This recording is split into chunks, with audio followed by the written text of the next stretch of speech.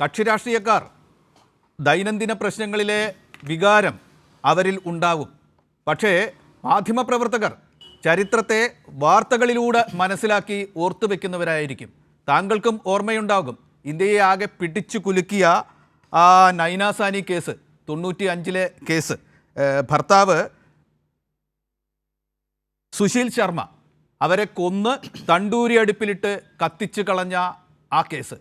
ആ കേസിൻ്റെ ആ കരിനിഴലിൽ നിന്ന് വിമുക്തമാവാൻ കോൺഗ്രസ് എത്ര കാലം എടുത്തു എന്ന് നമ്മൾ കണ്ടവരാണ്.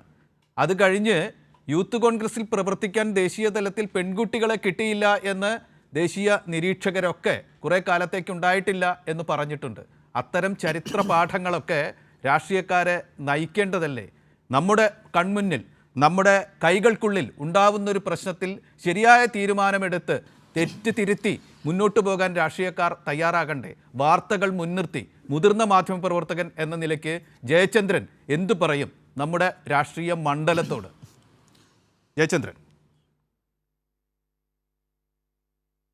ഇതിൽ ഈ കേസിൽ, രാഹുൽ മാങ്കൂട്ടത്തിൻ്റെ കേസിൽ ഇപ്പോൾ ഇവിടെ തൗഫീക്ക് പറഞ്ഞത് മുഴുവനും ബേസ്ലെസ് ആയിട്ടുള്ള കാര്യങ്ങളാണ്. ഒരൊറ്റ കാര്യത്തിന് പോലും വിസ്റ്റാൻഡ് ചെയ്യാനുള്ള, നിലനിൽക്കാനുള്ള യോഗ്യത പോലും ഇല്ലാത്ത വാദങ്ങൾ അത് ഉയർത്തുന്നു. അതിരിക്കട്ടെ.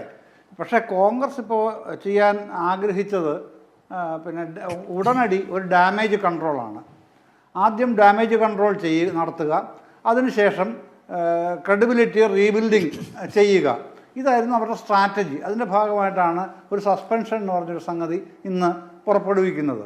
പക്ഷേ ഇപ്പോൾ നമ്മൾ ഈ ചർച്ചയിൽ കേരളത്തിൽ വിശദമായ സ്ക്രോൾ ചെയ്തും കൊടുത്തിട്ടുണ്ടല്ലോ. ആ ചർച്ചയിൽ തുടക്കത്തിൽ തന്നെ നമ്മളത് കണ്ടു. കോൺഗ്രസ് ഭരണഘടനയ്ക്ക് വിരുദ്ധമായിട്ടാണ് ഈ സസ്പെൻഷൻ നടപടി KPCC പ്രസിഡന്റ് പ്രഖ്യാപിച്ചിരിക്കുന്നത്. അങ്ങനെ ചെയ്യാൻ അദ്ദേഹത്തിന് അധികാരമില്ല.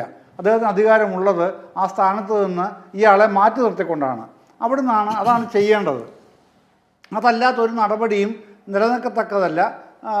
അത് ആൾക്കാരുടെ കണ്ണിൽ പൊടിയിടാനുള്ള കേവലം ഒരു തട്ടിപ്പ് വിദ്യ മാത്രമാണ്.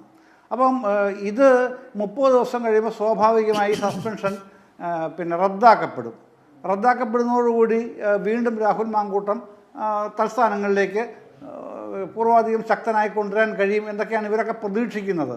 പക്ഷെ ജനങ്ങളുടെ ക്ഷമയെയാണ് പരീക്ഷിക്കുന്നത് എന്നുള്ളതാണ് ഇവരുടെ വനിതാ നേതാക്കളടക്കം, MLA-മാരായ ആൾക്കാരടക്കം ഇന്ന് ലോകത്തോട് വിളിച്ചു പറഞ്ഞത് മാധ്യമങ്ങളിലൂടെ. ഞങ്ങളുടെ ക്ഷമയെ നിങ്ങൾ പരീക്ഷിക്കരുത്.